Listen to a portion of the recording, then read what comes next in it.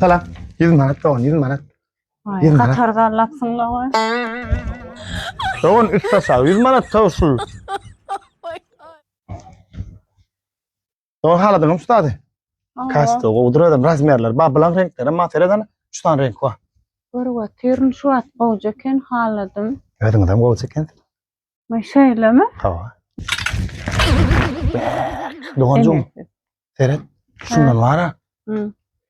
Haladım var ha. Dereyin razmerim ba.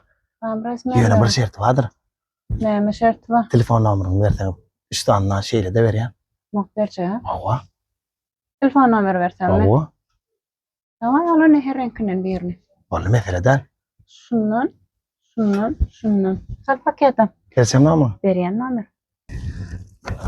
Qo'zading nomularni.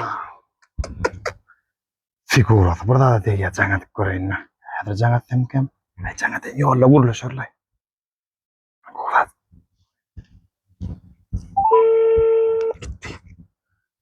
Alo. Alo. Assalomu alaykum. Am shu bir g'idulon nima nomeri? Ya. Aytala, nima diye? Bir g'idulon nima ish nomeri yaningizda mi? Yanımda şu an tinil sıgırava. Söylem ya. Ya yürü, o üstüne yürütenden versen. Duydan sizin derdinizden yanarsan, şöyle oğul. Dostlar, ine Solorial koynuklarımız gelenir bakalar amatli. Bulan 3 tane renk var. Ödem kasıt valaram. Oğudur. Bizim yerleşen yerimiz Tekavadır. Onun nesini cımağı deyin.